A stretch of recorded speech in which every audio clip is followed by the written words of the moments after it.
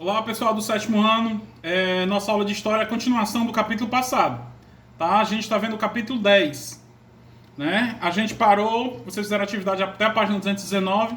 A gente vai começar hoje pela página 220, onde tem assim a escravidão e o eixo do Atlântico. Por que fala do eixo do Atlântico? Foi a partir do momento que os escravos passaram a vir para as colônias de Portugal e Espanha na América. Tá? Esse desenhozinho que tem aí, ó, que vocês estão vendo aí, mostra o comércio triangular. O que era o comércio triangular? O comércio triangular de escravos e de mercadorias. Tá? Mas a gente vai falar dos escravos. Mas, professor, a gente já estudou sobre a escravidão em geografia. Lembra que a gente estudou os indígenas, os portugueses e os africanos, que foi a miscigenação do povo brasileiro. Mas a gente vai ver aqui um pouco mais ao fundo. Tá? Aí tem aí, ó. Como vimos na última aula, a escravidão e a diáspora africana não foram exclusivamente europeia, nem no período moderno. Portanto, quanto aos contatos dos comerciantes e diplomáticos entre Portugal e o Reino do Congo tiveram início, a existência do escravo mercadoria não foi novidade, porque já existia há muito tempo, mesmo antes de trazer para o Brasil, para a América. Como a gente viu na aula passada que tem escravidão desde o início da história, né? Desde a da Grécia Antiga e Roma, e assim sucessivamente. Né? Esta ficou a cargo do cenário. O tráfico de escravos controlado pelo mundo islâmico era, sobretudo, oriental. Quer dizer, isso aqui é o que a gente viu na aula passada, quando os muçulmanos chegaram na África e começaram a levar os escravos para a Ásia, tá? Para o Oriente. Até então, para o Ocidente, que é o lado do Brasil, ainda não existia essa escravidão. Tá? Aí vem, com o estabelecimento das rotas marítimas portuguesas, tendo o Oceano Atlântico como espinha dorsal, começava a segunda corrente de dispersão dos africanos. Dessa vez vindo para onde? Para a América. Tá? Rapidamente, os escravos mercadorias se tornaram fundamental no comércio triangular, que unia a Europa, a África e a América. Tá? Como tem na imagenzinha aí da página que a gente está, como tem na imagem da página 220. Tá? O comércio triangular, porque os europeus vinham, pegavam escravos na África, vendiam nas colônias na América, o dinheiro voltava para a Europa e depois e eles vinham para a África pegar mais escravos. Por isso que é chamado o comércio triangular. Tá? Nisso teve 4 fases distintas do comércio de escravos, do tráfico de escravos. Vamos ver lá quais foram. Primeiro, o ciclo da Guiné, né? Que foi o primeiro ainda no século XVI. Tá?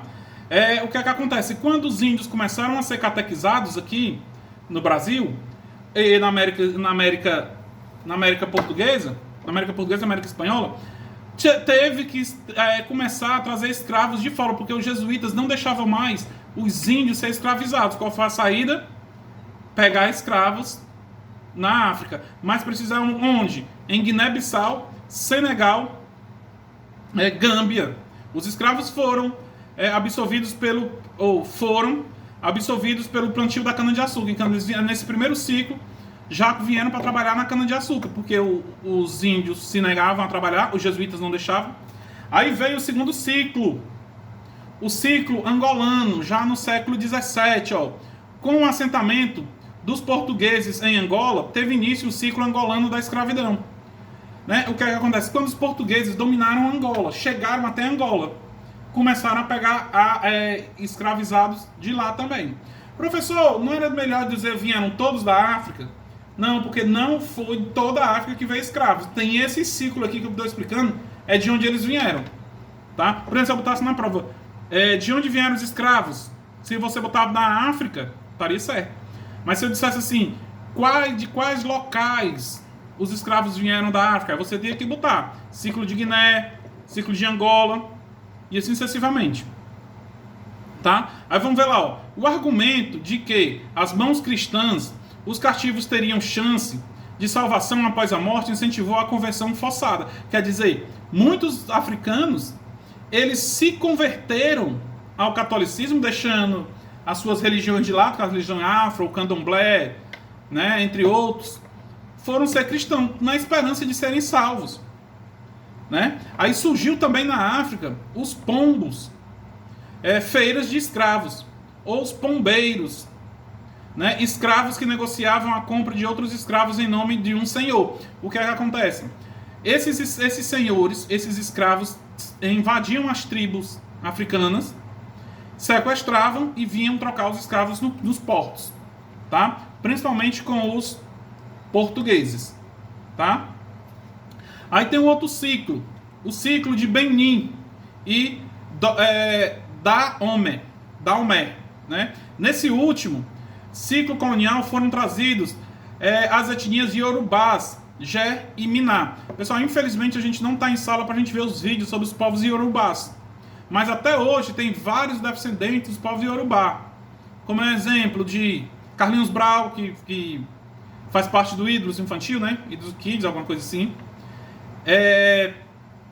Margareth Menezes, entre outros, o grupo Ileaie, pessoas da Bahia, né, que entraram muito lá, são descendentes desse pessoal que eu gostaria muito de estar explicando a vocês, tá? Aí teve o ciclo da repressão inglesa ao tráfico. Aí, pessoal, a partir do século XIX, a Inglaterra ficou contra o comércio de escravos. Foi aí o primeiro passo para a libertação dos escravos no Brasil. Os ingleses ficavam contra, por quê? Porque eles achavam que todas as nações tinham que libertar seus escravos para as pessoas trabalharem para comprar produtos da Inglaterra. E em 1950 foi assinada a Lei Eusébio de Queiroz. Vocês vão estudar isso lá no oitavo ano que vem, se Deus quiser. Né? O que é que dizia a Lei Eusébio de Queiroz? Proibia o tráfico de negros da África para o Brasil. Do Brasil ou qualquer parte do Atlântico. Se algum barco da Marinha Inglesa visse algum navio negreiro, eles afundavam o navio. Justamente porque eles eram contra já a escravização dos africanos. Professor, mas a escravidão acabou no Brasil em 1850? Não. Tá? A escravidão no Brasil só acabou em 1888. Em 1850 não entrou mais escravos vindo de fora para o Brasil. O comércio de escravo ficou sendo só entre as províncias. Tá? Entre a província de Ceará, de Pernambuco, entre uma província e outra. Tá? Então, esses são os ciclos de entrada de africanos. Tá? Aí tá aí, nessa figurinha na página 221, vocês têm aí o tráfico de escravo no Brasil e os povos que entraram aqui, os sudaneses e os Buttons. Tá? Que estão vindo aí. Os Buttons vocês estudaram ano passado sobre eles em História, no 6º ano. Tá? Aí vamos lá. A escravidão e a repressão, a escravidão e a opressão e resistência. O que é resistência? Eles se negavam a trabalhar, tinham forma de resistência, como por exemplo, os quilombos, que a gente vai já falar, era uma forma de resistência. Tá? Mas vamos ver o que é que o livro diz aqui. Ó. Ainda que a escravidão e o tráfico de escravos trazidos da África se difundisse por todo o território colonial americano, desde a colônia portuguesa, colônia espanhola e colônia inglesa, lá na América do Norte. Tá? Foi no Brasil colonial que sua expansão foi mais diversificada.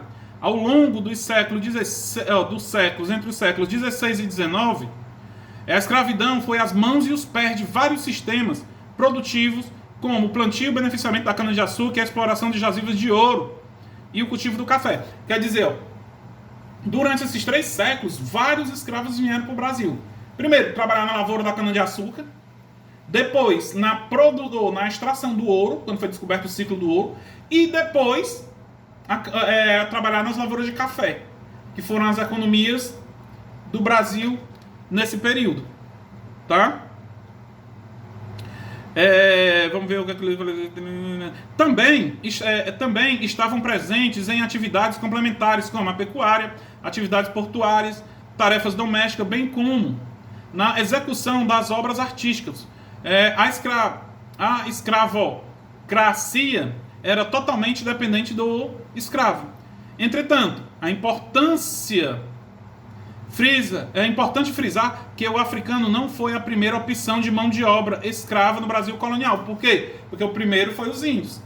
Vocês viram lá na aula de campo, pelo menos o pessoal do A, né, que foi com a gente para a aula de campo ano passado em redação, viram que os escravos também trabalhavam dentro da casa, como as mucamas, que cuidavam das crianças, né, cuidavam da casa. Tinha escravos de confiança também. Tá? Mas antes, como a gente já sabe, que a gente já viu em geografia, antes dos escravos eram os indígenas. Mas logo foi substituído a escravidão. Por quê? Vamos ver os motivos. Ó. O lucro comércio triangular do Atlântico. O escravo era usado como moeda de troca. Tá? Ó. O escravo africano era importante moeda de troca nas relações comerciais de portugueses com diversos reinos africanos, como o Congo. Esses escravos de mercadoria agora eram lusitanos, ou agora em mãos lusitanas, em mãos dos portugueses, né, em troca de mais uma vez por grandes somas de materiais preciosos. O que é que acontece? Os escravos começaram a ser vistos como moeda de troca. Né? É como se fosse vender os escravos para trocar por ouro. Tá? Então esse foi o primeiro dos 4 motivos que foi substituída a escravidão. Os indígenas, vocês deixaram a escravidão dos indígenas para escravizar os africanos. Primeiro, o lucro no comércio triangular do Atlântico, é aquele comércio que a gente viu lá no início da aula. Depois, o projeto de expansão de Portugal e da fé católica. Pessoal, Portugal tinha aquela concepção de expandir seus territórios fora do território português e difundir a fé cristã. Por quê? Porque a reforma protestante, que a gente já estudou, estava tomando de conta de quase toda a Europa. Todo território novo tinha que seguir a fé cristã. Outro motivo, a resistência indígena ao trabalho escravo na lavoura. Foi um dos principais motivos que levou a isso. Tá? Então, os indígenas não queriam trabalhar, e qual foi a saída? Não queriam trabalhar na lavoura. Então vamos pegar africanos para trabalhar como escravos. E outros motivos que os indígenas foram substituídos pelos africanos? Doenças trazidas pelos europeus, porque os indígenas eles não tinham imunidade, se vocês já estão sabendo de qual é salteado. Os indígenas não tinham imunidade, qual foi a saída encontrada? Vamos pegar escravos na África. Tá? Então, os africanos chegando aqui, eles iam trabalhar em serviços exaustos, como também a gente viu na aula passada, ou na aula de campo ano passado. Trabalhavam 16 horas por dia, apanhavam, sofriam maus tratos, não é? Comiam muito ruim. Tanto é que algumas comidas, como por exemplo a feijoada, acho que você já deve ter explicado para vocês, a feijoada surgiu no período da escravidão, porque as famílias ricas elas matavam os porcos e jogavam fora a cabeça, os pés, a orelha, o rabo. E os africanos, para não se estragar, pegavam esses restos e botavam misturavam com feijão preto. Aí surgiu a feijoada. Né? Tem algumas lendas nesse período que eles passavam necessidades. Algumas lendas, você já viu dizer, chupar manga e tomar leite faz mal. Isso é uma lenda da época dos escravos, porque eles comiam muita manga nos manguezais e queriam tomar leite. Aí os senhores diziam, se tomar leite e comer manga faz mal, mas isso é só uma lenda, que a gente faz suco de manga com leite. Tá? Né? Então tudo isso eles sofriam nos engenhos. Mas eles aguentavam isso calados? Não, porque eles começaram a inventar formas de resistência. Tá? Vamos pegar o exemplo da capoeira. A capoeira foi uma forma de resistência. Como, professor? A capoeira era uma dança que foi era uma luta que foi caracterizada como uma dança por os senhores de engenho não desconfiar. E outra forma de resistência bastante conhecida foram os quilombos. Tá? Os quilombos eram comunidades autossuficientes, onde os negros eles fugiam para esses quilombos e lá eles viviam de forma clandestina, e viviam bem. Geralmente os quilombos eram em cima das serras, dos serrotes, né? Serras, para o quê? Para dificultar a chegada dos capitães do mato. Nesses quilombos não tinham apenas só escravizados, também tinham pessoas pobres. Aí se destaca o quilombo mais famoso foi o quilombo dos Palmares, na Serra da Barriga, em Alagoas, onde teve como líder Zumbi dos Palmares, né, que tem o feriado da Consciência Negra, se não me engano é 20 de novembro, né, Dia da Consciência Negra, é homenagem a Zumbi dos Palmares, que lutava pelos indígenas, pelos escravizados, os escravizados africanos. Iam para lá e lá tinham uma vida digna. Mas o que é que acontece? O Quilombo dos Palmares também foi destruído por uma bandeira de um cidadão chamado Jorge Velho, que destruiu o Quilombo dos Palmares. Tá? Mas isso aqui a gente já viu lá em geografia. Tá? Então isso aqui foi a história dos africanizados no nosso país. Tá? Tem atividadezinha lá e qualquer dúvida me perguntem pelo WhatsApp. Abraço.